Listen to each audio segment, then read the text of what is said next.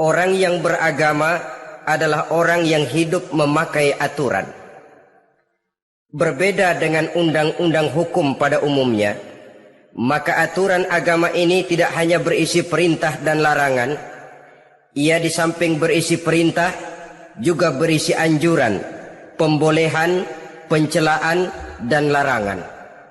Dalam bahasa yang lebih dikenal, perintah adalah sesuatu yang apabila dilaksanakan beroleh pahala, sedang apabila ditinggalkan mendapat sanksi dosa. Amalan semacam ini dinamakan amalan yang wajib. Sedangkan anjuran, sesuatu yang apabila kita kerjakan beroleh pahala, apabila kita tinggalkan tidak beroleh dosa. Amalan semacam ini dikenal dengan amalan sunnah. Pembolehan adalah sesuatu yang boleh saja, artinya boleh dikerjakan, boleh pula ditinggalkan, dan amalan semacam ini kita sebut dengan amalan mubah. Pencelaan adalah sesuatu yang berpahala jika ditinggalkan, tapi tidak berdosa manakala dikerjakan, dan ini dinamakan perbuatan yang makruh.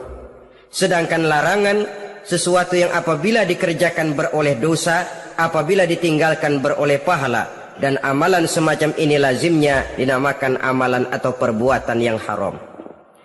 Kalau agama merupakan aturan, maka konsekuensinya tentu ia berisi perintah dan larangan. Apabila perintah dilaksanakan, maka Allah Subhanahu wa ta'ala memberikan balasan berupa pahala. Sedangkan apabila larangan yang dikerjakan, Allah pun akan memberikan ganjaran yang bernama dosa. Baik pahala maupun dosa adalah sesuatu yang abstrak, sesuatu yang tidak nampak, tidak kelihatan oleh pandangan mata yang zahir.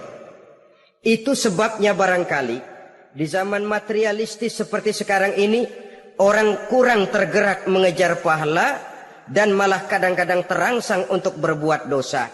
Karena pahala dan dosa sesuatu yang tidak kelihatan oleh pandangan mata yang zahir ini. Namun sungguh pun demikian, pahala dan dosa bisa mendatangkan kebahagiaan atau kegelisahan batin. Bersabda Rasulullah sallallahu alaihi wasallam, "Iza sarratka hasanatuka wa sa'atka sayyi'atuka fa anta mu'min." Apabila perbuatanmu yang baik menyebabkan engkau bahagia, apabila perbuatanmu yang baik menyebabkan engkau gembira, dan perbuatanmu yang jahat menyebabkan engkau jadi susah, itulah tanda bahwa di hatimu masih ada iman. Artinya, belum tentu orang yang berbuat baik merasa bahagia dengan kebaikan yang dikerjakannya. Dan tidak selamanya orang yang berbuat jahat sanggup menyesali perbuatan jahatnya. Oleh karenanya, apabila iman masih ada, apabila hati masih hidup, perbuatan yang baik menyebabkan orang gembira, perbuatan yang jahat menyebabkan orang susah dan gelisah hatinya. Ini mengandung pelajaran. Sekali kita berbuat baik, jangan sekali-kali menyesali kebaikan itu. Sebaliknya, satu kali kita melakukan kesalahan, hendaknya selalu menyesalinya. Kadang-kadang dalam kehidupan, karena orang tempat kita berbuat baik itu rupanya membalas air susu dengan air tuba, kita lalu menyesali kebaikan. Lahirlah kata-kata, nyesal saya nolong dia. Ibarat pepatah katanya, nolong anjing kejepit. Waktu kejepit setengah mati kita tolongin, begitu selesai dia dari kejepitnya malah kita digigitnya. Saudara hadirin yang saya muliakan, dalam kehidupan sehari-hari barangkali ini kena filsafat yang disebut dorong mobil mogok. Ketika mobil mogok setengah mati kita dorong, begitu mesin hidup ditinggalkannya kita di belakang. Sesungguhnya perbuatan kita yang baik tidak harus disesali, karena disesali atau tidak toh perbuatan itu sudah kita lakukan. Dan penyesalan atas segala kebaikan hanya akan mengurangi nilai pahala kebaikan itu sendiri. Berbahagialah apabila berbuat baik, walaupun orang yang kita melakukan kebaikan membalasnya dengan kejahatan. Menyesalah apabila berbuat kesalahan, apabila melakukan dosa, karena itu pertanda nilai iman yang masih hidup dalam jiwa kita. Saudara-saudara kaum muslimin yang berbahagia, jadi sungguh pun pahala dan dosa sesuatu yang abstrak, efeknya jelas dia mendatangkan kebahagiaan atau membawa kepada kegelisahan batin di dalam kehidupan manusia. Orang di zaman materialis kurang terangsang berbuat pahala dan terdorong melakukan dosa. Kenapa? Karena pahala tidak kelihatan, dosa tidak nampak. Kalau pahala kelihatan, barangkali nggak kuat kita mikul pahala. Kalau dosa benjol, umpama tiap bikin dosa palanya benjol, barangkali sudah nggak karu-karuan kepala kita. Baik pahala, baik dosa, sesuatu yang tidak nampak oleh pandangan mata zahir, tapi yang punya efek dalam kehidupan ini. Orang yang banyak pahalanya dengan orang yang banyak dosanya, kalau dia berjalan barangkali sulit kita membedakan. Tapi efeknya dalam kehidupan ini jelas adanya. Sesuatu yang bernama pahala kita perlukan, karena hidup tidak berhenti hingga di sini.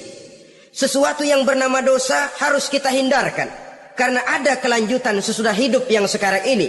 Kehidupan dari satu pertanggungan jawab. Itu sebabnya Imam Ghazali dalam bahasa yang indah sekali berpesan, Jaddidis safinah fa innal bahra amiq, wa khuziz zad fa innas safara ba'id. Perbarui selalu kapalmu, rawat, jaga baik-baik, dandani kapalmu, fa innal bahra amiq, karena sesungguhnya lautan ini sangat dalam. Satu bahasa yang indah dari tamsil terhadap kehidupan. Perbaiki kapalmu karena lautan ini sangat dalam. Artinya jaga baik-baik hatimu, pelihara iman dan keyakinanmu, karena hidup ini bagaikan gelombang lautan. Tempo-tempo air tenang, tempo-tempo ombak menggila dan menggunung. Jaga iman baik-baik karena hidup penuh dengan cobaan dan ujian. Itu maksudnya. Wa khuziz zad fa inna safara ba'id. Dan bawa bekal yang banyak karena perjalanan hidup ini sangat panjang. Perjalanan ini sangat jauh. Kita kalau pergi keluar kota tentu saja membawa bekal. Makin jauh kota yang akan kita tuju, makin banyak bekal yang harus kita bawa. Alangkah sengsaranya manusia apabila dia akan pergi ke satu kota yang jauh, modalnya cuma nekat. Bagaimana nanti di sana sajalah. Tidak membawa bekal sebagaimana yang sewajarnya. Hal yang semacam ini senangnya sih belum tentu, keblangsak dan susahnya sudah kebayang. Itu dalam kehidupan di dunia ini. Bagaimana kalau sudah bicara tentang kehidupan yang akan datang? Karena sesungguhnya hidup ini merupakan satu perjalanan yang sangat panjang. Sejak kita tinggal di alam arwah, pada saat jasad belum lagi diciptakan Allah, ruh sudah diciptakannya lebih dahulu. Sampai kemudian kita pindah ke alam rahim, alam kandungan ibu. Untuk kemudian berpindah kepada kehidupan dunia. Dari dunia ini kita pindah ke alam barzakh. Di sana tinggal kita 100 tahun mungkin, 100.000 tahun mungkin, 1 juta tahun mungkin, menunggu saat datangnya kiamat. Lalu dari alam barzakh pindah kita ke alam akhirat, satu perjalanan yang sangat panjang. Alangkah malangnya, alangkah sengsaranya, jika tahu kita begitu panjangnya perjalanan hidup ini, tidak ada bekal yang kita bawa. Artinya kesengsaraan, kesulitan yang bertali-tali sudah jelas akan menimpa kita. Kalau pergi kita keluar kota membawa bekal uang, membawa bekal makanan, apa bekal yang mesti kita bawa? Apabila kita kembali ke alam barzakh, kembali ke alam kubur, berkumpul di padang mahsyar di akhirat nanti, nasi yang mau kita bawa, uang yang mau kita bawa, tentu tidak lagi. Karena kehidupan materialis selesai di atas liang lahat. Bila masuk kita ke liang lahat, disitulah pahala dan dosa memegang peranan yang sangat penting. Maka pada pertemuan malam ini kita akan bicara tentang pahala dan dosa itu. Saudara-saudara kaum muslimin rahimakumullah, yang dinamakan pahala, kata Imam Ali Al-Jurjani dalam kitab At-Ta'rifatnya, ma yastahiqqu bihi rahmatu wal maghfiratu minallahi ta'ala. Sesuatu yang pelaksananya berhak untuk mendapat rahmah dan ampunan dari Allah. Dengan kata lain, nilai pahala adalah akibat dari perbuatan-perbuatan di dalam melaksanakan perintah dan anjuran yang ada di dalam kehidupan agama. Apabila perintah dan anjuran kita laksanakan, nilai pahala itu lalu datang. Nah, nilai pahala dalam Islam, menurut konsepsi Quran, Allah menjelaskan, man jaa bil hasanati falahu asyru amsalihha. Barang siapa yang datang membawa satu kebajikan, barang siapa yang melaksanakan satu kebaikan, maka dia akan mendapat balasan 10 kali dari kebaikan yang dikerjakannya. 10 kali ini pun masih dilipat gandakan dengan 7. 7 ini pun masih dikalikan 100. Dan itu pun masih ditambah dengan pernyataan, wallahu yudha'ifu liman yasha. Allah masih akan melipat gandakan perbuatan baik seseorang yang dikehendakinya. Itulah nikmatnya dalam Islam. Tetapi sebaliknya, wa man jaa'a bisayyi'ati fala yujza illa mislaha. Barang siapa yang melakukan satu kejahatan, dia tidak akan mendapat balasan kecuali sesuai dengan kejahatan yang dikerjakannya. Alangkah rahman dan rahimnya Allah. Orang yang berbuat baik dibalas 10, dikali 7, dikali 100, masih dilipat gandakan pula. Tapi orang yang berbuat jahat tidak akan mendapat balasan kecuali sesuai dengan kejahatan yang dikerjakannya. Ini kan beda dengan sifat kita manusia. Kita ini kadang-kadang kalau dijitak membalasnya mukul. Tapi kalau orang berbuat baik kepada kita, kita enggan untuk berbuat baik kepada orang tadi. Allah tidak mengajarkan begitu. Satu kebaikan berbalas 10. Satu kejahatan berbalas dengan satu kejahatan. Maha Rahman dan Rahim Allah. Bahkan dalam Islam, niat berbuat baik saja mendapat pahala. Sedangkan niat berbuat jahat belum ditulis merupakan satu dosa sampai kejahatan itu dikerjakan oleh orang yang niat tadi. Umpamanya, saudara niat nanti malam giliran pengajian saya mau hadir di majelis taklim. Pas datang waktu malam hujan turun sangat lebat. Saudara berhalangan datang ke majelis taklim, saudara sudah mendapat pahala niat. Tapi saudara niat, nanti malam kalau turun hujan, saya mau bongkar rumahnya si fulan, saya mau curi seluruh harta bendanya. Ternyata malam saudara tidak mengerjakan perbuatan itu.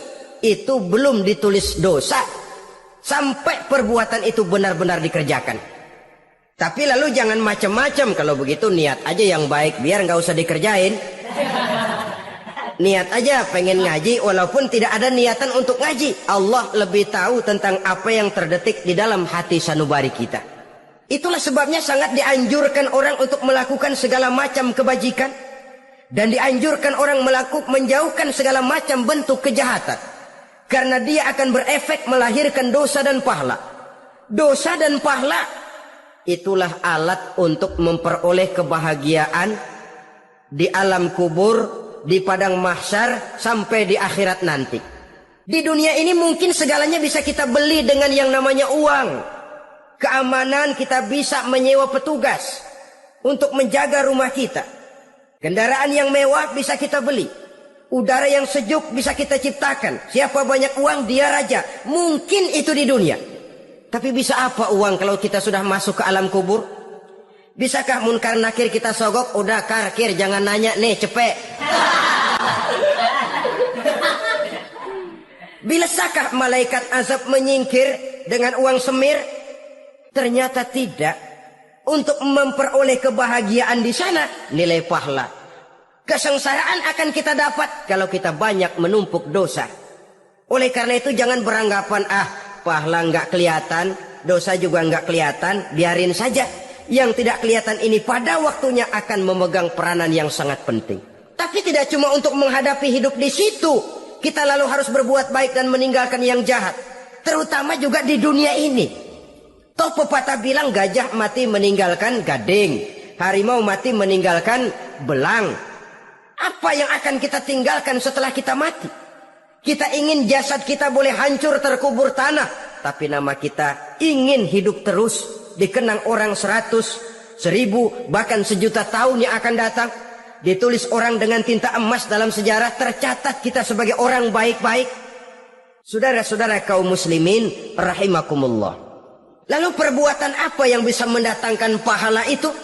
Saudara-saudara, semua perbuatan yang diperintah dan dianjurkan oleh Allah, yang dikerjakan dengan ikhlas hanya untuk mencapai ridho Allah, mendatangkan pahala. Kadang-kadang menurut pendapat kita remeh, tapi nilainya di sisi Allah besar. Itu pahala.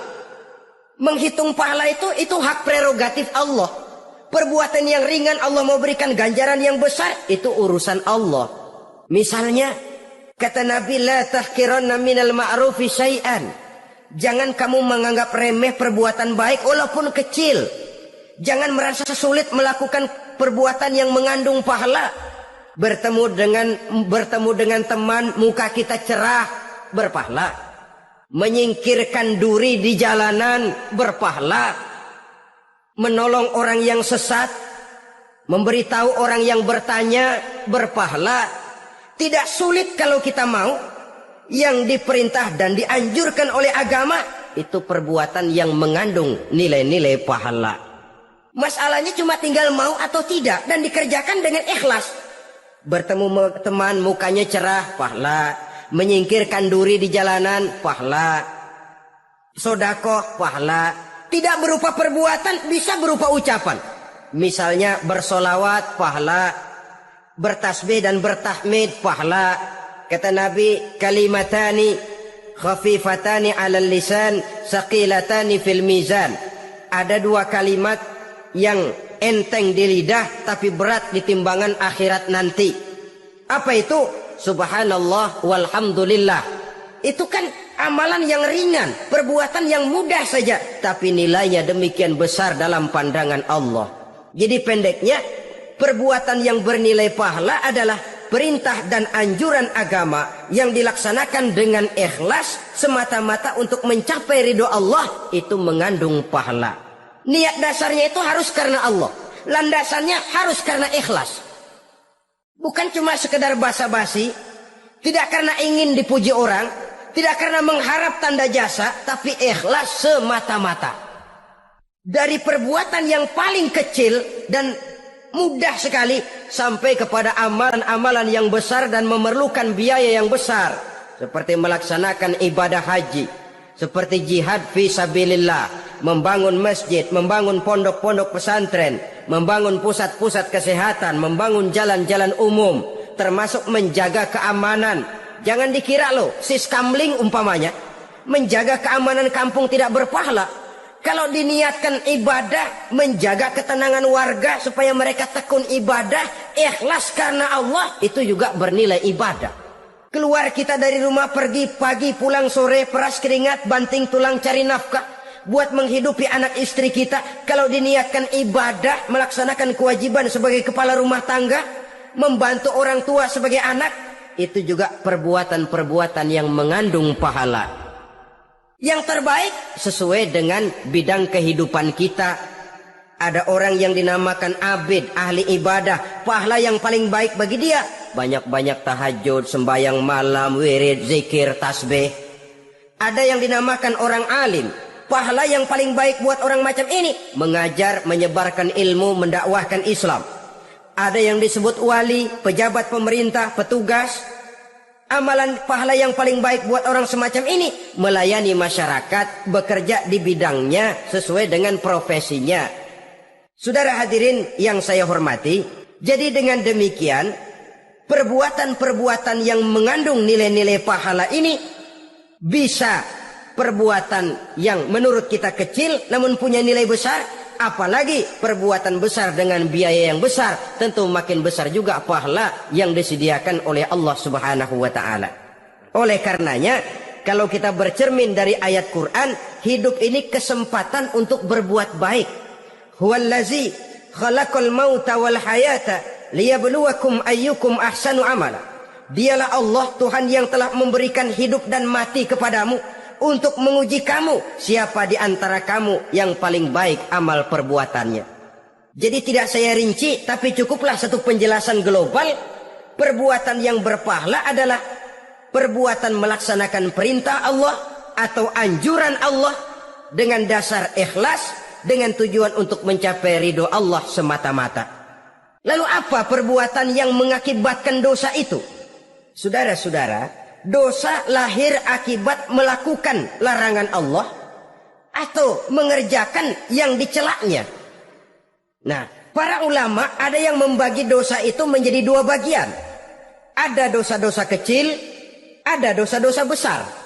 Tetapi sebenarnya ditinjau dari segi hakikatnya, kalau sudah melakukan satu kesalahan yang mengakibatkan dosa, jangan dilihat besar dan kecilnya, tapi kepada siapa dosa itu kita kerjakan. Sebab kalau dosa kita anggap satu yang kecil, orang akan terangsang untuk mengerjakan yang kecil-kecil saja. Sehingga dengan demikian, yang kecil pun akan menjadi besar kalau ditumpuk-tumpuk. Sedangkan yang besar bisa saja menjadi kecil kalau selalu diiringi dengan permohonan ampun kepada Allah. Itu sebabnya para ulama sufi, orang-orang tasawuf mengatakan, la saghair ma'al istimrar wa la kabair ma'al istighfar. Tidak ada dosa yang kecil kalau dikerjakan terus-menerus, dan tidak ada dosa yang besar kalau digempur tiap saat dengan perbuatan istighfar atau memohon ampun kepada Allah Subhanahu wa taala. Cuma saja pada umumnya, karena dosa-dosa kecil itu lebih mudah taubatnya, dan ada janji Nabi, barang siapa yang meninggalkan dosa-dosa besar akan diampuni dosa-dosanya yang kecil-kecil. Oleh karena itu, pada kesempatan ini kita akan juga bicarakan apa saja yang termasuk klasifikasi dosa-dosa besar, dengan harapan kita bisa menjaga diri, menyelamatkan diri, jangan sampai terjatuh ke dalam dosa-dosa yang besar tadi. Tetapi bukan berarti kita harus terangsang melakukan dosa-dosa yang kecil. Biarin kecil ini, tobatnya gampang. Dosa kelas teri. Dosa itu kan tidak kelihatan. Lalu terangsang melakukan perbuatan dosa-dosa walaupun kecil, kalau berlarut terus-menerus dia akan tumbuh menjadi dosa yang besar. Oleh karenanya, jangan sampai mengundang pengertian kalau kita membicarakan dosa-dosa yang besar lalu terangsang melakukan dosa-dosa yang kecil. Karena bagaimanapun juga dosa kecil dan dosa besar sama dalam arti kepada Allah kita melakukan kesalahan. Dan dosa yang kecil pun kalau bertumpuk, dia akan menjadi banyak. Saudara-saudara kaum muslimin rahimakumullah, ada beberapa jenis dosa-dosa besar. Jenis yang pertama, asyirku billah, syirik atau menyekutukan Allah.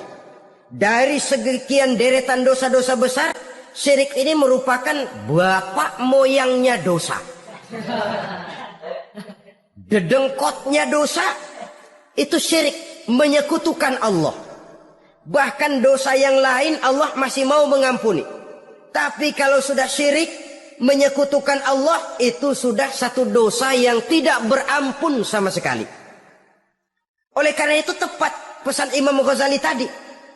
Jadi di safinah fa innal bahra amik. Jaga iman, pelihara akidah, dandani kapal. Karena hidup ini gelombang lautan sangat dalam, hidup banyak cobaan.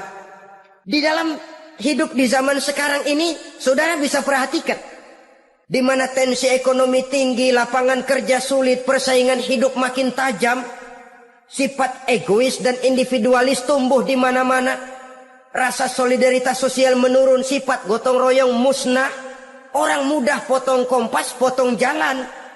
Ingin cepat kaya, ingin cepat naik pangkat, ingin dapat kedudukan.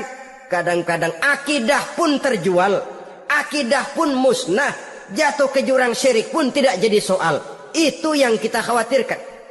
Kalau dosa-dosa yang lain Allah masih mau mengampuni, tapi kalau sudah jatuh kepada syirik, Allah sama sekali tidak akan memberikan ampun. Dalam kaitan dengan ini barangkali tepat sinyalemen Imam Ali itu. Andai kata kemiskinan merupakan satu kepribadian, saya akan membunuhnya lebih dahulu. Artinya memang kemiskinan ini sering mendorong orang kepada jurang kemusyrikan. Tidak tahan menghadapi godaan perut akibat tensi ekonomi yang tinggi, lapangan kerja yang sulit. Iman pun jadilah ditukar dengan 3 liter beras. Akidah pun jadilah dibarter dengan 3 bungkus supermi, dengan pakaian bekas, dengan obat-obatan. Tidak jadi soal baginya mengejar kebahagiaan yang relatif singkat dengan mengorbankan kebahagiaan yang abadi. Persis ibarat pepatah, nyari jarum kampak hilang. Mencari sesuatu yang kecil, yang besar jadi sia-sia. Membela perut, mengorbankan akidah. Na'udzubillah summa na'udzubillah. Saudara-saudara kaum muslimin rahimakumullah. Ini fakta. Ini kenyataan. Dan hal semacam ini tidak bisa diatasi cuma dengan ceramah, simposium, diskusi, seminar. Apalagi Nabi berpesan, solahu ummati bil ilmi wal mal. Umatku hanya bisa menjadi baik akidahnya dengan ilmu dan harta. Itu bahasa Nabi. Kalau bahasa kita sekarang, dengan ekonomi dan pendidikan. Ilmu, pendidikan, ekonomi, harta. Tanpa itu sangat besar kemungkinan kita bisa menjual akidah terjerumus di lembah kemusyrikan.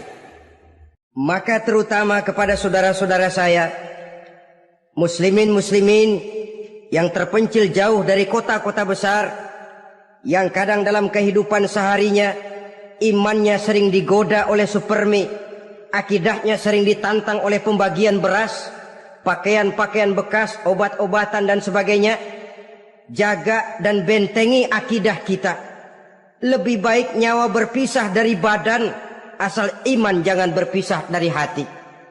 Kepada adik-adik saya para remaja, para pemuda di kota-kota besar, yang iman dan akidahnya sering ditantang dengan minuman-minuman keras, fasilitas-fasilitas yang menghanyutkan, yang secara terarah dan praktis sedikit demi sedikit menggiring kita untuk keluar dari nilai-nilai akidah. Hati-hati, jaga baik-baik, sebab intan paling mahal, mutiara paling berharga, tidak lain nilai iman ini. Tergelincir kita daripadanya, jatuh ke lembah kemusyrikan, jatuh ke satu dosa yang teramat besar, yang Allah tidak akan pernah memberikan ampun lagi. Ini dosa besar yang pertama. Yang kedua, qatlun nafsi illa bilhaq, membunuh orang tanpa alasan yang benar. Di zaman kesulitan ekonomi kadang-kadang orang mudah nekat. Tengok saja, kadang-kadang karena pasal uang 100-200 perak saja nyawa bisa melayang. Kadang-kadang karena urusan yang remeh, salah omong, salah ambil, salah ucap, salah pegang, nyawa bisa jadi melayang. Alangkah murahnya nyawa, seakan-akan kita yang punya. Padahal nyawa itu hak milik Allah. Tidak pantas kita merampasnya, tidak pantas kita menghilangkannya dari jasad seseorang. Oleh karenanya, membunuh orang merupakan satu dosa yang sangat besar. Jangankan kepada orang yang seakidah, orang yang lain akidah saja pun, kalau dia hidup berdamai, rukun, berdampingan, kita harus melindungi. Apatah lagi teman seakidah sendiri. Saudara-saudara kaum muslimin rahimakumullah. Pantas kalau Nabi menyatakan, apabila dua orang Islam sudah saling berkelahi, berbunuh-bunuhan, al-qatil wal maqtul finnar, yang membunuh dan yang dibunuh dua-duanya sama-sama masuk neraka. Sahabat heran, ya Rasul, kalau yang membunuh masuk neraka sih wajar, tapi yang terbunuh kok neraka juga, kenapa? Kata Rasul, sebenarnya dia juga cuma sudah niat untuk membunuh, cuma keduluan saja. Andai kata dia tidak terbunuh, tentu dia yang akan membunuh. Saudara-saudara kaum muslimin rahimakumullah, Islam sesuai dengan namanya adalah agama damai. Kita tidak boleh mencari-cari musuh, walaupun tidak boleh lari kalau bertemu musuh. Oleh karenanya, pantang seorang muslim menimbulkan benih keonaran menjadi biang kerok buat lingkungannya. Sesuai dengan namanya, seorang muslim adalah seorang yang dalam hidup senantiasa berusaha menebarkan salam, menebarkan kedamaian, ketenangan dan ketentraman. Dengan prinsip musuh jangan dicari, bertemu pun jangan lari. Yang ketiga, termasuk dalam kelompok dosa besar ini, surbul khamr, meminum minuman keras. Termasuk di dalam kata khamr ini ganja, morfin, narkotik. Sebab apa? Jenis minuman semacam itu tidak hanya merusak keadaan sekarang, tapi sekaligus merusak kehidupan yang akan datang. Kalau itu jatuh di tangan generasi muda, artinya kan merusak kehidupan masa depan daripada suatu bangsa. Karena apa? Remaja dan pemuda merupakan bentuk miniatur daripada kehidupan bangsa. Akan bagaimana warna umat Islam di Indonesia, bahkan akan bagaimana warna Indonesia 30, 40, 50 tahun yang akan datang, remaja sekarang jawabannya. Kalau remaja kita sekarang ini kerjanya cuma bisa nyekek botol, insya Allah bangsa Indonesia 30-40 tahun yang akan datang akan tumbuh menjadi bangsa teler. Tidak banyak yang bisa kita harapkan. Remaja adalah gambaran masa depan dari satu bangsa, dari satu umat. Dan remaja itu di dalam dirinya secara fitrah terkumpul semua bakat, terdapat semua kemungkinan. Kita ini lahir membawa sifat pemimpin, tapi juga membawa sifat pengacau. Kita ini ada bakat jadi orang jujur, ada bakat jadi pengkhianat. Kita ini ada bakat menjadi orang baik-baik, kita juga punya bakat jadi biang kerok. Kita kemungkinan bisa jadi pemimpin bangsa, tapi juga bisa menjadi pemimpin bangsat. Nanti lingkungan dan pendidikan akan menumbuhkan, membentuk mana yang tumbuh lebih subur. Kalau lingkungan dan pendidikannya lebih banyak bercerita tentang kejujuran, maka nilai kejujuran yang akan tumbuh lebih banyak dalam jiwanya. Dan insya Allah diharapkan dia akan menjadi manusia yang jujur di kelak kemudian hari nanti. Dan masalah minuman keras ini sebenarnya berkait. Kita tidak bisa cuma menyalahkan remaja saja, menyalahkan pemuda saja. Karena bagaimanapun masalahnya kompleks. Menghancurkan sesuatu tanpa melihat kausalnya, tanpa melihat sebab akibatnya kan sama juga bohong. Kemungkinan karena broken home, kemungkinan karena pergaulan, kemungkinan karena kurang perhatian orang tua, kemungkinan karena akibat bacaan, tontonan, atau fasilitas berupa dibukanya pabrik-pabrik minuman keras, dijualnya minuman-minuman keras di warung-warung yang remang-remang, yang memberikan kenikmatan, kebahagiaan dan kebanggaan tersendiri, sehingga akhirnya orang terangsang untuk datang dan minum di sana. Pada dasarnya memang sepele, cuman minum, nggak ngerugiin orang lain kan? Iya, pada waktu minum. Tapi dikala sudah mabuk, out of control, apapun bisa kita lakukan. Yang kita ucapkan kita tidak sadari lagi, yang kita kerjakan tidak kita sadari lagi. Dikala itu segala macam kejahatan bukan sesuatu yang tidak mungkin untuk kita laksanakan. Nggak ngerugiin orang lain, memang pada saat mau minum. Tapi begitu minum, mabuk, kita bisa merugikan orang lain. Setidaknya merugikan diri sendiri. Pertumbuhan IQ menjadi lemah, semangat kehidupan hilang, gairah kerja menurun, kalau tidak ada sama sekali. Lalu apa yang bisa kita lakukan di dalam kehidupan? Dan akan lebih celaka kalau ini menimpa kehidupan generasi muda kita. Kadang-kadang yang ironi ya, kalau yang orang tuanya mampu barangkali masih tertolong, tapi yang orang tuanya kondisi ekonomi lemah masih kepengen teler juga. Orang tuanya nggak mampu masih pengen mabuk. Dari ganja, morfin nggak dapat, akhirnya kaleng cet diisepin. Yang penting kan bisa teler, mendatangkan satu kebahagiaan tersendiri. Itu sebabnya memang satu kejahatan menurut teori polisi ya, hanya bisa terjadi karena faktor N dan K, niat dan kesempatan. Niat ada, kesempatan ada, jadi orang jahat. Kurang salah satunya, biasanya kejahatan terbendung. Niat ada, kesempatan tidak ada, sulit berbuat jahat. Kesempatan ada, niat tidak ada, tidak mungkin orang jahat. Tapi yang paling dominan sebenarnya niat. Kalau niat sudah kuat, kesempatan bisa dicari. Kesempatan bisa diciptakan. Biar Hansip nongkrong, ditungguin lengahnya. Ya biarin, jam 11 sampai jam 2, matanya melotot, jam 3 dia mulai ngulet, ngempet. Nah, di saat itu saya masuk ke rumahnya. Kalau niat kuat, kesempatan bisa diciptakan. Dan kalau sudah niat, ini masalah hati. Kalau sudah masalah hati, menyangkut soal moral. Moral artinya sudah masuk kepada kehidupan agama. Saudara-saudara kaum muslimin rahimakumullah. Yang keempat yang termasuk jenis dosa besar Az-zina, perbuatan zina. Di zaman pergaulan bebas dengan prinsip free love, free sex ini, tengok sudah berapa banyak gadis-gadis bergelimpangan jadi korban. Berapa banyak bayi-bayi yang lahir ke dunia tanpa tahu kemana dia mesti memanggil bapak. Apakah deretan jumlah korban ini masih harus bertambah lagi? Paling tidak, biarlah yang sudah jadi korban, tapi jangan bertambah lagi hendaknya. Masing-masing kita berupaya menahan diri. Termasuk dalam kategori zina ini, yang merupakan cabang-cabangnya, liwat, homoseks, lesbian, masturbasi. Bahkan masturbasi itu termasuk jenis zina tangan. Dan itu juga merupakan satu dosa. Di samping dosa juga merusak diri. Karena bagaimanapun juga dia akan mengurangi kemampuan daya pikir seseorang.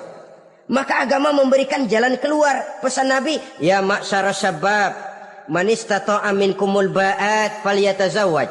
Hai para pemuda, kata Nabi, barang siapa di antara kamu yang sudah bisa ba'at, yang sudah mampu ba'at. Ba'at itu artinya memberikan nafkah, baik nafkah zahir maupun nafkah batin. Falyatazawwaj, maka hendaklah dia kawin. Jadi yang maksud ba'at ini ya nafkah zahir, ya nafkah batin. Kita kadang-kadang cuma bisa ngasih nafkah batin saja sudah merasa pokoknya kan saya sanggup untuk kawin, lalu kawin tanpa kehilangan, dengan kehilangan pertimbangan. Saudara-saudara, wa illam yastati, adapun kalau dia belum mampu, fa alaihi bisyam, hendaknya dia banyak puasa. Fa innahu lahu wija, karena puasa itu akan merupakan benteng jangan sampai orang memperturutkan hawa nafsunya. Andai kata puasa belum hobi, banyaklah olahraga para pemuda, para remaja. Karena dengan olahraga, pemikiran untuk memperturutkan hawa nafsu agak sedikit terkendali dan energi tersalurkan dalam bentuk yang positif. Pendeknya kreatif, banyak kegiatan. Ini pesan Imam Syafi'i tepat itu. Kata beliau, inni ra'aitu wuqufal ma'i yufsiduh in sala taba wa illam yajri lam yatib. Aku melihat air kalau diam rusak, tapi kalau dia mengalir jernih. Air kalau ngendap nggak ngalir, nyamuk nyarang di situ, bisa jadi sumber penyakit. Manusia hidup begitu.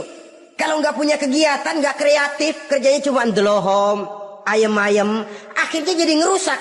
Ngomongin orang, Jano ngapa? Ano. Kebangetan nggak ngapa-ngapain, orang aja dipontenin. Orang diomongin, lahirlah namimah, lahirlah ribah. Saudara-saudara, air itu kalau ngendap ada aja yang nyarang. Tapi kalau dia ngalir, orang ada kesibukan, insya Allah dia tidak akan jatuh kepada sesuatu yang bisa mengundang dosa. Isilah waktu dengan hal-hal yang bermanfaat. Karena hidup ini singkat dan tidak berjalan mundur ke belakang. Mundur hancur, berhenti diinjak orang. Sekali melangkah, jangan surut mundur ke belakang. Homoseks, terlepas dari penyakit kejiwaan. Sekarang ini kan sudah ada persatuan kaum gay katanya. Meminta perlakuan yang sama dan agar dibolehkan kawin sesama mereka. Secara manusiawi boleh, secara manusiawi kita hargai mereka. Tapi dari kacamata agama ini jelas merupakan penyimpangan. Dan penyimpangan merupakan suatu dosa. Terlepas dari pertimbangan manusiawi. Jangan karena terlalu memperturutkan suara manusiawi lalu kita mengesampingkan agama. Termasuk lesbian, wadon karo wadon. Kalau homo itu kan lanang karo lanang katanya. Saudara-saudara kaum muslimin rahimakumullah, ini bukan penyakit baru. Liwat, homoseks sudah dikenal dari zamannya Nabi Lut. Laki dengan laki. Lesbian dari zaman istrinya Nabi Lut. Terlepas dari penyakit kejiwaan, dari segi agama ini merupakan penyimpangan dan merupakan dosa yang besar. Yang kelima yang termasuk jajaran dosa kelas kakap, qazful mu'minina wal mu'minat, menuduh orang mukmin yang baik-baik, laki atau perempuan, melakukan perbuatan zina sehingga hancur namanya di masyarakat. Ini merupakan satu perbuatan dosa yang sangat besar dan sangat dimurkai oleh Allah. Saudara-saudara kaum muslimin rahimakumullah. Oleh sebab itu tentang masalah ini, kalau memang tidak ada saksi, jangan sembarang kita enteng lidah menuduh orang lain berbuat zina, menuduh orang lain berbuat serong, dosanya kelewat besar di dalam kehidupan. Karena apa? Mencari harga diri itu berat, memelihara kehormatan diri jauh lebih berat. Satu kali orang dihancurkan namanya di masyarakat, dia akan terisolir jadinya. Oleh karenanya, berlindung kita kepada Allah, jangan sampailah dihinggapi oleh sifat ini. Karena sentimen kita kepada seseorang, karena hasad kita kepada seseorang, tidak senang melihat orang lain lebih maju, lalu lidah ini seenaknya saja mengucapkan kata. Padahal sanksi dan resikonya sangat besar. Yang kita tuduh barangkali mendapat pahala dari Allah. Kita sendiri yang menuduh tanpa saksi, tanpa alasan yang benar, mendapat dosa yang sangat besar. Saudara-saudara, memang kadang-kadang aneh dalam hidup ini. Seorang pelacur biasanya bisa menjaga mulutnya di masyarakat, kata-katanya baik, sopan. Kenapa? Karena mulut yang satu sudah tidak terjaga. Kita kadang-kadang kehormatan bisa kita jaga, tapi mulut tidak terkontrol. Ngomong saenake dewe, bikin orang mangkel, kesal, fitnah sana, fitnah sini, menghancurkan nama baik orang, ngomongin yang macam-macam. Bagai-bagai macamlah caranya. Saudara-saudara kaum muslimin yang berbahagia. Jadi dengan demikian, menuduh orang lain berbuat zina, sedangkan orang itu tidak pernah melakukannya, ini termasuk satu dosa yang sangat besar di dalam kehidupan ini. Yang keenam, al-'aqu bil walidain, durhaka kepada ibu bapak. Seorang anak, bagaimanapun banyak nilai ibadahnya, banyak kebaikan di masyarakat, menyandang berbagai macam gelar, pangkat dan jabatannya tinggi, tapi kalau sudah durhaka kepada kedua orang tuanya, alamat hidup tidak lagi membawa keberkahan.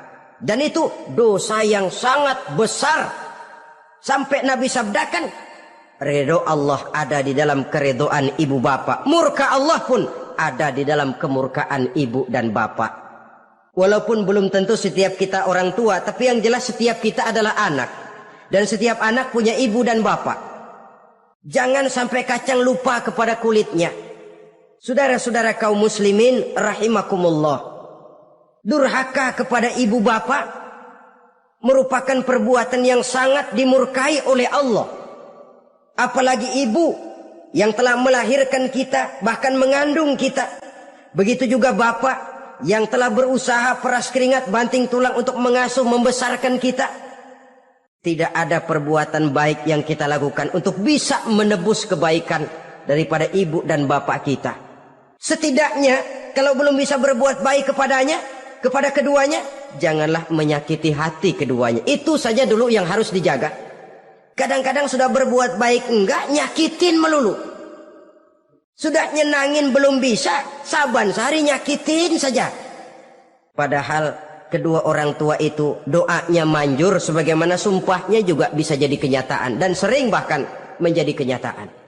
Sampai ibu bapak sudah wafat, sudah meninggal sekalipun, kewajiban berbakti masih harus terus dilakukan oleh seorang anak. Lalu yang ketujuh, at-tawalli yaumaz zahfi, berpaling pada hari pertempuran. Orang sedang sibuk-sibuk menghadapi musuh, maksudnya berjuang membela agama ini, dia lari menyelamatkan diri. Pengecut, mental munafik. Ayo, kalau demi agama, mari kita maju ke depan. Allahu Akbar. Yang besar Allah, yang lain kecil semua. Maju. Orang lain maju serentak, dia mundur jauh ke belakang. Mental munafik, mental calo istilah sekarang ini. Oh, itu calo, mental calo. Tuhan gedek banget itu. Coba ya, calo itu paling sibuk nyuruh penumpang naik. Tapi sementara penumpang naik sampai ke tempat tujuan masing-masing, calonnya nggak kemana-mana, diem aja di situ. Cuma orang aja disuruh naik.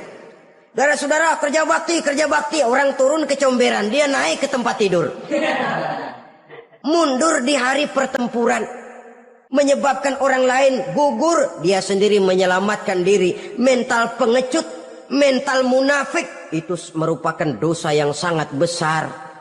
Saudara-saudara kaum muslimin rahimakumullah, Itu sebabnya agama itu memerlukan keberanian. Memang, tapi bukan keberanian yang tanpa perhitungan. Sebab berani tanpa berhitung namanya berani babi. Kita berani kalau benar, kita harus takut kalau salah. Jangan dibalik. Salah berani, nekat namanya. Benar takut, pengecut namanya. Orang yang pengecut adalah orang yang takut membela kebenaran. Orang yang nekat sesungguhnya udah salah nggak malu lagi. Udah salah nekat lagi. Merasa rugi berbuat kebaikan, puas kalau berbuat kejahatan.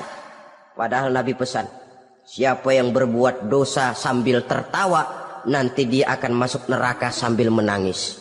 Karena itu dipesan pula di dunia ini, sering-seringlah mencuci mukamu dengan air mata taubat. Cuci lidahmu dengan zikir kepada Allah. Bersihkan hatimu dengan air ikhlas. Saudara-saudara kaum muslimin rahimakumullah. Kan ada toh orang berbuat baik nggak gembira, tapi berbuat jahat malah puas. Atau sama saja orang lain berbuat baik, hatinya kesel. Orang lain berbuat jahat, dia malah mendukung. Atau orang lain tergelincir berbuat jahat, dia malah girang. Ini kan tidak objektif. Karena yang berbuat baik orang yang dia keselin, dia nggak seneng. Tetapi karena yang berbuat jahat orang yang dia senengin, dibenerin juga. Itu nggak objektif namanya. Mundur di hari pertempuran pada saat saudara-saudara kita sedang menghadapi musuh, sikap pengecut yang sangat dibenci Allah. Yang kedelapan, termasuk kelompok dosa besar, aklu malil yatim, makan harta anak yatim. Kadang-kadang ada orang mengeksploitir loh nasib anak-anak yatim. Karena biasanya para dermawan peka kalau mendengar nasib yatim, memberikan santunan. Si yatim belum makan, yang ngurusin udah pada kenyang. Mengeksploitir, memakan kehidupan seharinya. Imannya sering digoda oleh supermi, akidahnya sering ditantang oleh pembagian beras, pakaian-pakaian bekas, obat-obatan dan sebagainya. Jaga dan bentengi akidah kita. Lebih baik nyawa berpisah dari badan, asal iman jangan berpisah dari hati. Kepada adik-adik saya para remaja, para pemuda di kota-kota besar, yang iman dan akidahnya sering ditantang dengan minuman-minuman keras, fasilitas-fasilitas yang menghanyutkan, yang secara terarah dan praktis sedikit demi sedikit menggiring kita untuk keluar dari nilai-nilai akidah. Hati-hati, jaga baik-baik, sebab intan paling mahal, mutiara paling berharga, tidak lain nilai iman ini. Tergelincir kita daripadanya, jatuh ke lembah kemusyrikan, jatuh ke satu dosa yang teramat besar, yang Allah tidak akan pernah memberikan ampun lagi. Ini dosa besar yang pertama. Yang kedua, qatlun nafsi illa bil haq, membunuh orang tanpa alasan yang benar.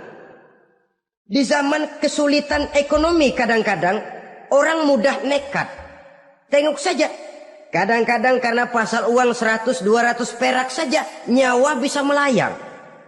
Kadang-kadang karena urusan yang remeh, salah omong, salah ambil, salah ucap, salah pegang, nyawa bisa jadi melayang. Alangkah murahnya nyawa, seakan-akan kita yang punya. Padahal nyawa itu hak milik Allah. Tidak pantas kita merampasnya, tidak pantas kita menghilangkannya dari jasad seseorang. Oleh karenanya, membunuh orang merupakan satu dosa yang sangat besar. Jangankan kepada orang yang seakidah, orang yang lain akidah saja pun, kalau dia hidup berdamai, rukun, berdampingan, kita harus melindungi. Apatah lagi teman seakidah sendiri. Saudara-saudara kaum muslimin rahimakumullah, pantas kalau Nabi menyatakan apabila dua orang Islam sudah saling berkelahi, berbunuh-bunuhan, al-qatil wal maqtul finnar, yang membunuh dan yang dibunuh dua-duanya sama-sama masuk neraka. Sahabat heran, ya Rasul, kalau yang membunuh masuk neraka sih wajar, tapi yang terbunuh kok neraka juga, kenapa? Kata Rasul, sebenarnya dia juga cuma sudah niat untuk membunuh, cuma keduluan saja. Andai kata dia tidak terbunuh, tentu dia yang akan membunuh. Saudara-saudara kaum muslimin rahimakumullah. Islam sesuai dengan namanya adalah agama damai. Kita tidak boleh mencari-cari musuh. Walaupun tidak boleh lari kalau bertemu musuh. Oleh karenanya, pantang seorang muslim menimbulkan benih keonaran menjadi biang kerok buat lingkungannya. Sesuai dengan namanya, seorang muslim adalah seorang yang dalam hidup senantiasa berusaha menebarkan salam, menebarkan kedamaian, ketenangan dan ketentraman. Dengan prinsip musuh jangan dicari, bertemu pun jangan lari. Yang ketiga termasuk dalam kelompok dosa besar ini, surbul khamr, meminum minuman keras. Termasuk di dalam kata khamr ini ganja, morfin, narkotik. Sebab apa? Jenis minuman semacam itu tidak hanya merusak keadaan sekarang, tapi sekaligus merusak kehidupan yang akan datang. Kalau itu jatuh di tangan generasi muda, artinya kan merusak kehidupan masa depan daripada suatu bangsa. Karena apa? Remaja dan pemuda merupakan bentuk miniatur daripada kehidupan bangsa. Akan bagaimana warna umat Islam di Indonesia, bahkan akan bagaimana warna Indonesia 30, 40, 50 tahun yang akan datang, remaja sekarang jawabannya. Kalau remaja kita sekarang ini kerjanya cuma bisa nyekek botol, insya Allah bangsa Indonesia 30-40 tahun yang akan datang akan tumbuh menjadi bangsa teler. Tidak banyak yang bisa kita harapkan.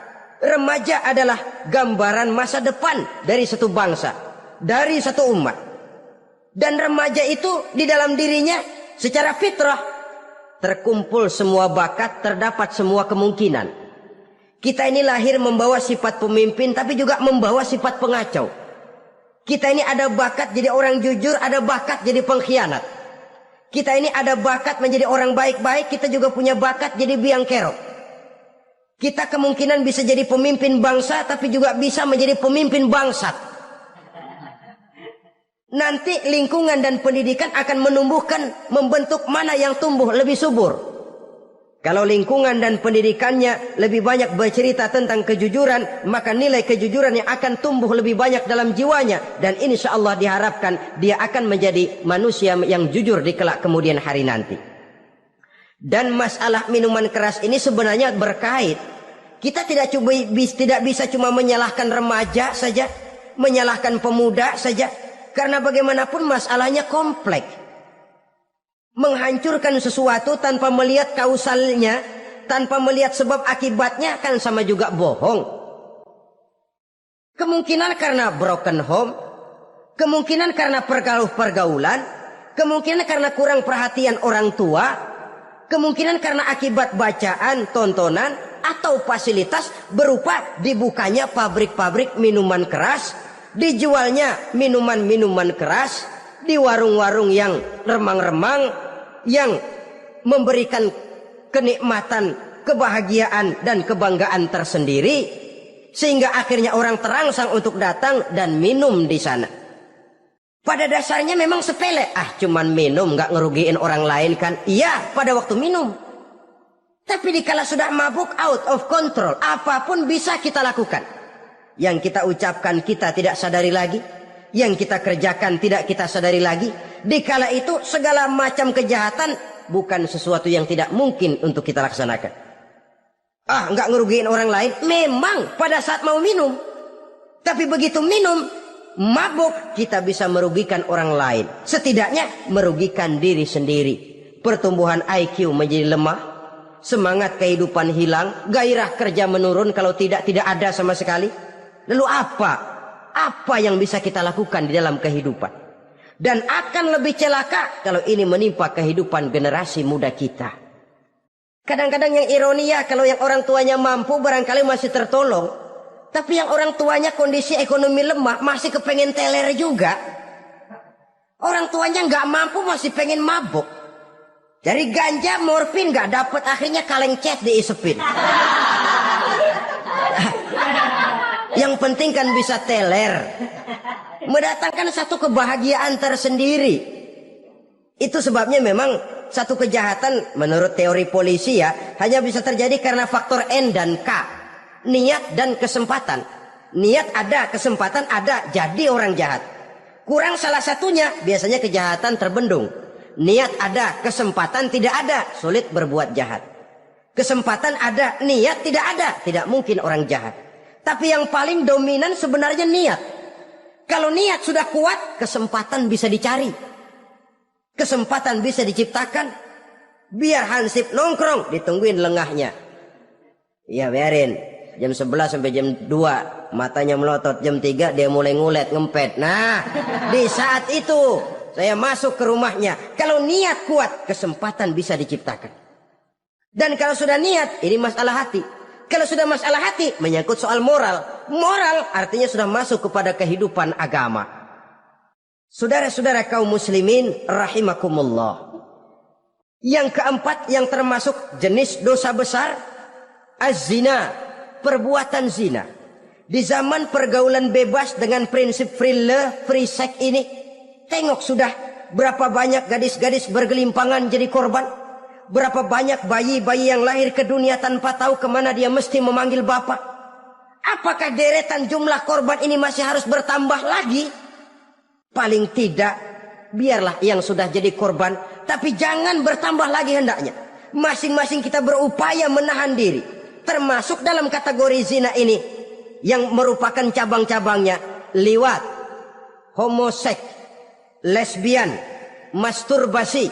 Bahkan masturbasi itu termasuk jenis zina tangan. Dan itu juga merupakan satu dosa. Di samping dosa juga merusak diri. Karena bagaimanapun juga dia akan mengurangi kemampuan daya pikir seseorang. Maka agama memberikan jalan keluar. Pesan Nabi, ya ma'syara syabab, man istata'a minkumul ba'at falyatazawwaj. Hai para pemuda, kata Nabi, barang siapa di antara kamu yang sudah bisa ba'at, yang sudah mampu ba'at. Ba'at itu artinya memberikan nafkah, baik nafkah zahir maupun nafkah batin. Falyatazawwaj, maka hendaklah dia kawin. Jadi yang maksud ba'at ini ya nafkah zahir, ya nafkah batin. Kita kadang-kadang cuma bisa ngasih nafkah batin saja sudah merasa pokoknya kan saya sanggup untuk kawin, lalu kawin tanpa kehilangan, dengan kehilangan pertimbangan. Saudara-saudara, wa illam yastati, adapun kalau dia belum mampu, fa alaihi bisyam, hendaknya dia banyak puasa. Fa innahu lahu wija, karena puasa itu akan merupakan benteng jangan sampai orang memperturutkan hawa nafsunya. Andai kata puasa belum hobi, banyaklah olahraga para pemuda, para remaja. Karena dengan olahraga, pemikiran untuk memperturutkan hawa nafsu agak sedikit terkendali dan energi tersalurkan dalam bentuk yang positif. Pendeknya kreatif, banyak kegiatan. Ini pesan Imam Syafi'i tepat itu. Kata beliau, inni ra'aitu wuqufal ma'i yufsiduh in sala taba wa illam yajri lam yatib. Aku melihat air kalau diam rusak, tapi kalau dia mengalir jernih. Air kalau ngendap nggak ngalir, nyamuk nyarang di situ, bisa jadi sumber penyakit. Manusia hidup begitu. Kalau nggak punya kegiatan, nggak kreatif, kerjanya cuma ndelohom, ayam-ayam, akhirnya jadi ngerusak. Ngomongin orang, si Ano ngapa? Ano. Kebangetan nggak ngapa-ngapain, orang aja dipontenin. Orang diomongin, lahirlah namimah, lahirlah ghibah. Saudara-saudara, air itu kalau ngendap ada aja yang nyarang. Tapi kalau dia ngalir, orang ada kesibukan, insya Allah dia tidak akan jatuh kepada sesuatu yang bisa mengundang dosa. Isilah waktu dengan hal-hal yang bermanfaat. Karena hidup ini singkat dan tidak berjalan mundur ke belakang. Mundur hancur, berhenti diinjak orang.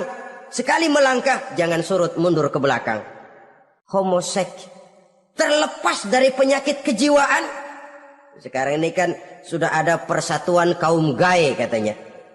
Meminta perlakuan yang sama dan agar dibolehkan kawin sesama mereka.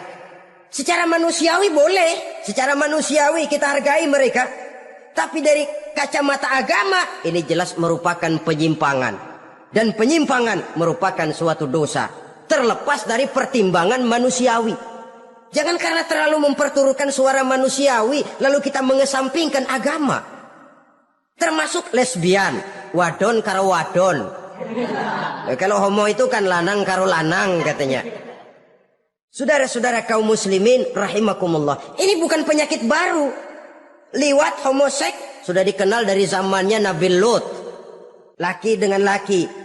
Lesbian dari zaman istrinya Nabi Lut. Terlepas dari penyakit kejiwaan, dari segi agama ini merupakan penyimpangan dan merupakan dosa yang besar.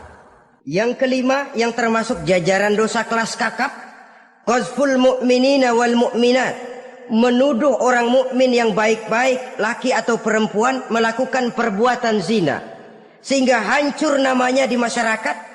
Ini merupakan satu perbuatan dosa yang sangat besar dan sangat dimurkai oleh Allah.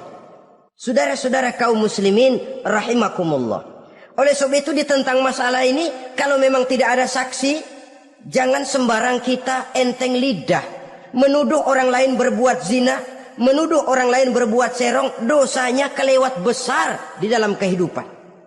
Karena apa? Mencari harga diri itu berat, memelihara kehormatan diri jauh lebih berat. Satu kali orang dihancurkan namanya di masyarakat, dia akan terisolir jadinya. Oleh karenanya berlindung kita kepada Allah, jangan sampailah dihinggapi oleh sifat ini. Karena sentimen kita kepada seseorang, karena hasad kita kepada seseorang, tidak senang melihat orang lain lebih maju, lalu lidah ini seenaknya saja mengucapkan kata. Padahal sanksi dan resikonya sangat besar. Yang kita tuduh barangkali mendapat pahala dari Allah. Kita sendiri yang menuduh tanpa saksi, tanpa alasan yang benar, mendapat dosa yang sangat besar. Saudara-saudara, memang kadang-kadang aneh dalam hidup ini. Seorang pelacur biasanya bisa menjaga mulutnya di masyarakat, kata-katanya baik, sopan. Kenapa? Karena mulut yang satu sudah tidak terjaga. Kita kadang-kadang kehormatan bisa kita jaga, tapi mulut tidak terkontrol. Ngomong saenake dewe, bikin orang mangkel, kesal, fitnah sana, fitnah sini, menghancurkan nama baik orang, ngomongin yang macam-macam. Bagai-bagai macamlah caranya. Saudara-saudara kaum muslimin yang berbahagia. Jadi dengan demikian, menuduh orang lain berbuat zina, sedangkan orang itu tidak pernah melakukannya, ini termasuk satu dosa yang sangat besar di dalam kehidupan ini. Yang keenam, al-'aqu bil walidain, durhaka kepada ibu bapak. Seorang anak, bagaimanapun banyak nilai ibadahnya, banyak kebaikan di masyarakat, menyandang berbagai macam gelar, pangkat dan jabatannya tinggi, tapi kalau sudah durhaka kepada kedua orang tuanya, alamat hidup tidak lagi membawa keberkahan. Dan itu dosa yang sangat besar. Sampai Nabi sabdakan, ridho Allah ada di dalam keridhaan ibu bapak, murka Allah pun ada di dalam kemurkaan ibu dan bapak. Walaupun belum tentu setiap kita orang tua, tapi yang jelas setiap kita adalah anak. Dan setiap anak punya ibu dan bapak. Jangan sampai kacang lupa kepada kulitnya. Saudara-saudara kaum muslimin rahimakumullah, durhaka kepada ibu bapak merupakan perbuatan yang sangat dimurkai oleh Allah. Apalagi ibu yang telah melahirkan kita, bahkan mengandung kita. Begitu juga bapak yang telah berusaha peras keringat banting tulang untuk mengasuh membesarkan kita. Tidak ada perbuatan baik yang kita lakukan untuk bisa menebus kebaikan daripada ibu dan bapak kita. Setidaknya kalau belum bisa berbuat baik kepadanya, kepada keduanya, janganlah menyakiti hati keduanya. Itu saja dulu yang harus dijaga. Kadang-kadang sudah berbuat baik enggak, nyakitin melulu. Sudah nyenangin belum bisa, saban sehari nyakitin saja. Padahal kedua orang tua itu doanya manjur, sebagaimana sumpahnya juga bisa jadi kenyataan, dan sering bahkan menjadi kenyataan. Sampai ibu bapak sudah wafat, sudah meninggal sekalipun, kewajiban berbakti masih harus terus dilakukan oleh seorang anak. Lalu yang ketujuh, at-tawalli yaumaz zahfi, berpaling pada hari pertempuran. Orang sedang sibuk-sibuk menghadapi musuh, maksudnya berjuang membela agama ini, dia lari menyelamatkan diri. Pengecut, mental munafik. Ayo, kalau demi agama, mari kita maju ke depan. Allahu Akbar. Yang besar Allah, yang lain kecil semua. Maju. Orang lain maju serentak, dia mundur jauh ke belakang. Mental munafik, mental calo istilah sekarang ini. Oh itu calo, mental calo. Tuhan gedek banget itu. Coba ya, calo itu paling sibuk nyuruh penumpang naik. Tapi sementara penumpang naik sampai ke tempat tujuan masing-masing, calonnya nggak kemana-mana, diem aja di situ. Cuma orang aja disuruh naik. Saudara-saudara, kerja bakti, orang turun ke comberan, dia naik ke tempat tidur. Mundur di hari pertempuran, menyebabkan orang lain gugur, dia sendiri menyelamatkan diri. Mental pengecut, mental munafik, itu merupakan dosa yang sangat besar. Saudara-saudara kaum muslimin rahimakumullah. Itu sebabnya agama itu memerlukan keberanian. Memang, tapi bukan keberanian yang tanpa perhitungan. Sebab berani tanpa berhitung namanya berani babi. Kita berani kalau benar, kita harus takut kalau salah. Jangan dibalik. Salah berani, nekat namanya. Benar takut, pengecut namanya. Orang yang pengecut adalah orang yang takut membela kebenaran. Orang yang nekat sesungguhnya udah salah nggak malu lagi. Udah salah nekat lagi. Merasa rugi berbuat kebaikan, puas kalau berbuat kejahatan. Padahal Nabi pesan, siapa yang berbuat dosa sambil tertawa, nanti dia akan masuk neraka sambil menangis. Karena itu dipesan pula di dunia ini, sering-seringlah mencuci mukamu dengan air mata taubat.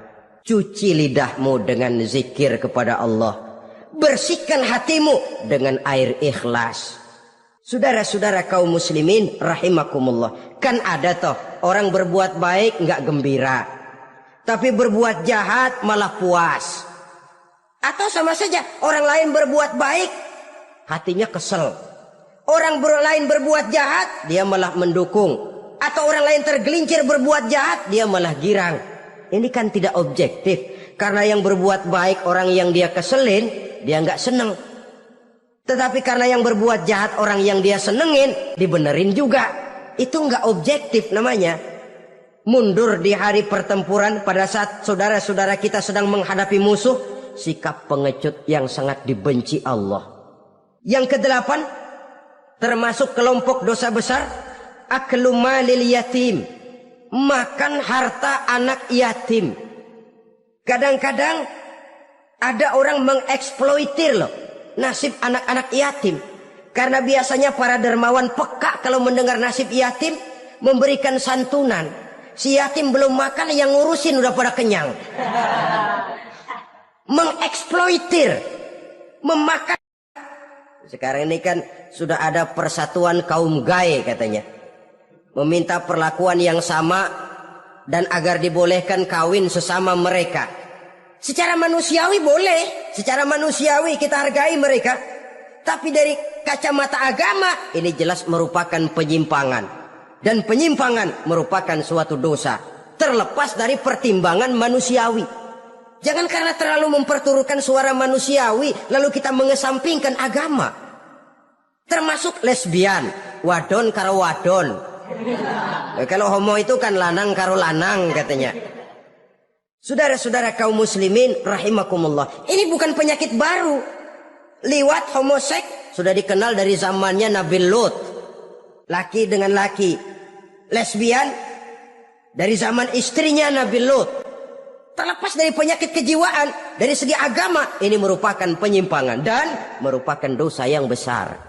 Yang kelima, yang termasuk jajaran dosa kelas kakap, qazful mu'minina wal mu'minat, menuduh orang mukmin yang baik-baik, laki atau perempuan, melakukan perbuatan zina sehingga hancur namanya di masyarakat.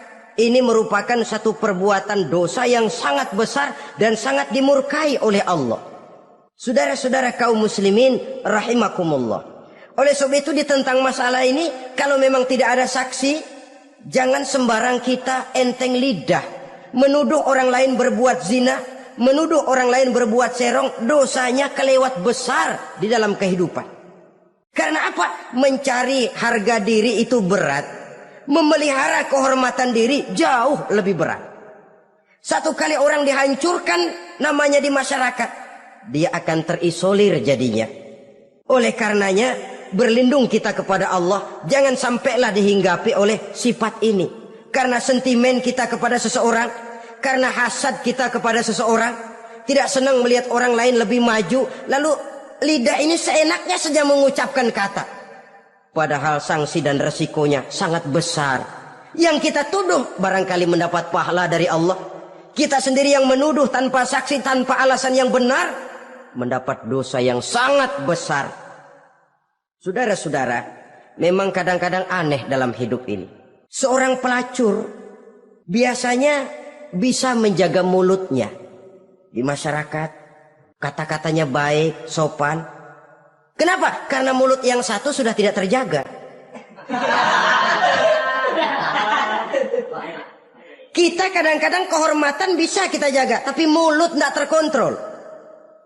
Ngomong saenake dewek, bikin orang mangkel, kesal, fitnah sana, fitnah sini, menghancurkan nama baik orang, ngomongin yang macam-macam. Bagai-bagai macamlah caranya. Saudara-saudara kaum muslimin yang berbahagia. Jadi dengan demikian, menuduh orang lain berbuat zina, sedangkan orang itu tidak pernah melakukannya, ini termasuk satu dosa yang sangat besar di dalam kehidupan ini. Yang keenam, al-'aqu bil walidain, durhaka kepada ibu bapak. Seorang anak, bagaimanapun banyak nilai ibadahnya, banyak kebaikan di masyarakat, menyandang berbagai macam gelar, pangkat dan jabatannya tinggi, tapi kalau sudah durhaka kepada kedua orang tuanya, alamat hidup tidak lagi membawa keberkahan, dan itu dosa yang sangat besar. Sampai Nabi sabdakan, ridho Allah ada di dalam keridhaan ibu bapak, murka Allah pun ada di dalam kemurkaan ibu dan bapak. Walaupun belum tentu setiap kita orang tua, tapi yang jelas setiap kita adalah anak, dan setiap anak punya ibu dan bapak. Jangan sampai kacang lupa kepada kulitnya. Saudara-saudara kaum muslimin rahimakumullah, durhaka kepada ibu bapak merupakan perbuatan yang sangat dimurkai oleh Allah. Apalagi ibu yang telah melahirkan kita, bahkan mengandung kita.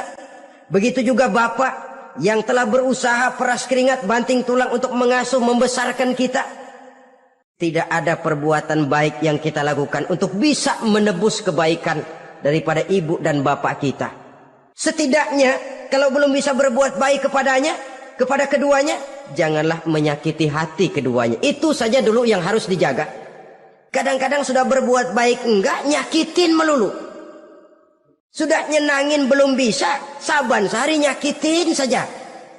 Padahal kedua orang tua itu doanya manjur, sebagaimana sumpahnya juga bisa jadi kenyataan, dan sering bahkan menjadi kenyataan. Sampai ibu bapak sudah wafat, sudah meninggal sekalipun, kewajiban berbakti masih harus terus dilakukan oleh seorang anak. Lalu yang ketujuh, at-tawalli yaumaz zahfi, berpaling pada hari pertempuran. Orang sedang sibuk-sibuk menghadapi musuh, maksudnya berjuang membela agama ini, dia lari menyelamatkan diri. Pengecut, mental munafik. Ayo, kalau demi agama, mari kita maju ke depan. Allahu Akbar. Yang besar Allah, yang lain kecil semua. Maju. Orang lain maju serentak, dia mundur jauh ke belakang. Mental munafik, mental calo istilah sekarang ini. Oh, itu calo, mental calo. Tuhan gedek banget itu. Coba ya, calo itu paling sibuk nyuruh penumpang naik. Tapi sementara penumpang naik sampai ke tempat tujuan masing-masing, calonya nggak kemana-mana, diem aja di situ. Cuma orang aja disuruh naik. Saudara-saudara, kerja bakti, orang turun kecomberan, dia naik ke tempat tidur. Mundur di hari pertempuran, menyebabkan orang lain gugur, dia sendiri menyelamatkan diri. Mental pengecut, mental munafik, itu merupakan dosa yang sangat besar. Saudara-saudara kaum muslimin rahimakumullah, Itu sebabnya agama itu memerlukan keberanian. Memang, tapi bukan keberanian yang tanpa perhitungan. Sebab berani tanpa berhitung namanya berani babi. Kita berani kalau benar, kita harus takut kalau salah. Jangan dibalik. Salah berani, nekat namanya. Benar takut, pengecut namanya. Orang yang pengecut adalah orang yang takut membela kebenaran. Orang yang nekat sesungguhnya udah salah nggak malu lagi. Udah salah nekat lagi. Merasa rugi berbuat kebaikan, puas kalau berbuat kejahatan. Padahal Nabi pesan, siapa yang berbuat dosa sambil tertawa, nanti dia akan masuk neraka sambil menangis. Karena itu dipesan pula di dunia ini, sering-seringlah mencuci mukamu dengan air mata taubat. Cuci lidahmu dengan zikir kepada Allah. Bersihkan hatimu dengan air ikhlas. Saudara-saudara kaum muslimin rahimakumullah. Kan ada toh orang berbuat baik nggak gembira, tapi berbuat jahat malah puas. Atau sama saja orang lain berbuat baik, hatinya kesel. Orang lain berbuat jahat, dia malah mendukung. Atau orang lain tergelincir berbuat jahat, dia malah girang. Ini kan tidak objektif. Karena yang berbuat baik orang yang dia keselin, dia nggak seneng. Tetapi karena yang berbuat jahat orang yang dia senengin, dibenerin juga. Itu nggak objektif namanya. Mundur di hari pertempuran pada saat saudara-saudara kita sedang menghadapi musuh, sikap pengecut yang sangat dibenci Allah. Yang kedelapan, termasuk kelompok dosa besar, aklu malil yatim, makan harta anak yatim. Kadang-kadang ada orang mengeksploitir loh nasib anak-anak yatim. Karena biasanya para dermawan peka kalau mendengar nasib yatim, memberikan santunan. Si yatim belum makan, yang ngurusin udah pada kenyang. Mengeksploitir, memakan, nyakitin saja. Padahal kedua orang tua itu doanya manjur, sebagaimana sumpahnya juga bisa jadi kenyataan. Dan sering bahkan menjadi kenyataan. Sampai ibu bapak sudah wafat, sudah meninggal sekalipun, kewajiban berbakti masih harus terus dilakukan oleh seorang anak. Lalu yang ketujuh, at-tawalli yaumaz zahfi, berpaling pada hari pertempuran. Orang sedang sibuk-sibuk menghadapi musuh, maksudnya berjuang membela agama ini, dia lari menyelamatkan diri. Pengecut, mental munafik. Ayo, kalau demi agama, mari kita maju ke depan. Allahu Akbar. Yang besar Allah, yang lain kecil semua. Maju. Orang lain maju serentak, dia mundur jauh ke belakang. Mental munafik, mental calo istilah sekarang ini. Oh, itu calo, mental calo. Tuhan gedek banget itu.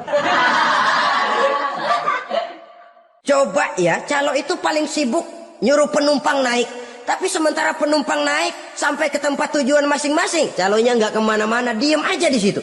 Cuma orang aja disuruh naik. Saudara-saudara, kerja bakti, orang turun kecomberan, dia naik ke tempat tidur. Mundur di hari pertempuran, menyebabkan orang lain gugur, dia sendiri menyelamatkan diri. Mental pengecut, mental munafik, itu merupakan dosa yang sangat besar. Saudara-saudara kaum muslimin rahimakumullah. Itu sebabnya agama itu memerlukan keberanian. Memang, tapi bukan keberanian yang tanpa perhitungan. Sebab berani tanpa berhitung namanya berani babi. Kita berani kalau benar, kita harus takut kalau salah. Jangan dibalik. Salah berani, nekat namanya. Benar takut, pengecut namanya. Orang yang pengecut adalah orang yang takut membela kebenaran. Orang yang nekat sesungguhnya udah salah nggak malu lagi. Udah salah nekat lagi. Merasa rugi berbuat kebaikan, puas kalau berbuat kejahatan. Padahal Nabi pesan, siapa yang berbuat dosa sambil tertawa, nanti dia akan masuk neraka sambil menangis. Karena itu dipesan pula di dunia ini, sering-seringlah mencuci mukamu dengan air mata taubat. Cuci lidahmu dengan zikir kepada Allah.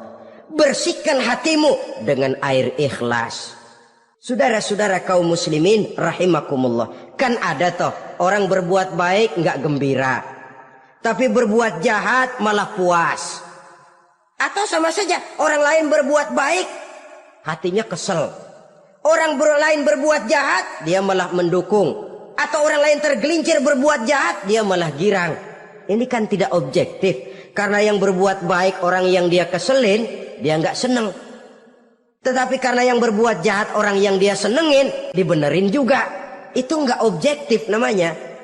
Mundur di hari pertempuran pada saat saudara-saudara kita sedang menghadapi musuh, sikap pengecut yang sangat dibenci Allah. Yang kedelapan, termasuk kelompok dosa besar, aklu malil yatim, makan harta anak yatim. Kadang-kadang ada orang mengeksploitir loh nasib anak-anak yatim. Karena biasanya para dermawan peka kalau mendengar nasib yatim, memberikan santunan. Si yatim belum makan, yang ngurusin udah pada kenyang. Mengeksploitir, memakan buat kebaikan, puas kalau berbuat kejahatan. Padahal Nabi pesan, siapa yang berbuat dosa sambil tertawa, nanti dia akan masuk neraka sambil menangis. Karena itu dipesan pula di dunia ini, sering-seringlah mencuci mukamu dengan air mata taubat, cuci lidahmu dengan zikir kepada Allah, bersihkan hatimu dengan air ikhlas. Saudara-saudara kaum muslimin rahimakumullah, kan ada toh orang berbuat baik nggak gembira, tapi berbuat jahat malah puas. Atau sama saja orang lain berbuat baik, hatinya kesel. Orang lain berbuat jahat, dia malah mendukung. Atau orang lain tergelincir berbuat jahat, dia malah girang. Ini kan tidak objektif. Karena yang berbuat baik orang yang dia keselin, dia nggak seneng. Tetapi karena yang berbuat jahat orang yang dia senengin, dibenerin juga. Itu nggak objektif namanya. Mundur di hari pertempuran pada saat saudara-saudara kita sedang menghadapi musuh, sikap pengecut yang sangat dibenci Allah. Yang kedelapan, termasuk kelompok dosa besar, aklu malil yatim, makan harta anak yatim. Kadang-kadang ada orang mengeksploitir loh nasib anak-anak yatim. Karena biasanya para dermawan peka kalau mendengar nasib yatim, memberikan santunan. Si yatim belum makan, yang ngurusin udah pada kenyang. Mengeksploitir, memakan. Tapi karena yang berbuat jahat orang yang dia senengin, dibenerin juga. Itu nggak objektif namanya. Mundur di hari pertempuran pada saat saudara-saudara kita sedang menghadapi musuh, sikap pengecut yang sangat dibenci Allah. Yang kedelapan, termasuk kelompok dosa besar, aklu malil yatim, makan harta anak yatim. Kadang-kadang ada orang mengeksploitir loh nasib anak-anak yatim. Karena biasanya para dermawan peka kalau mendengar nasib yatim, memberikan santunan. Si yatim belum makan, yang ngurusin udah pada kenyang. Mengeksploitir, memakan. Ada orang mengeksploitir loh nasib anak-anak yatim. Karena biasanya para dermawan peka kalau mendengar nasib yatim, memberikan santunan. Si yatim belum makan, yang ngurusin udah pada kenyang. Mengeksploitir, memakan. Si yatim belum makan, yang ngurusin udah pada kenyang. Mengeksploitir, memakan. Mengeksploitir, memakan.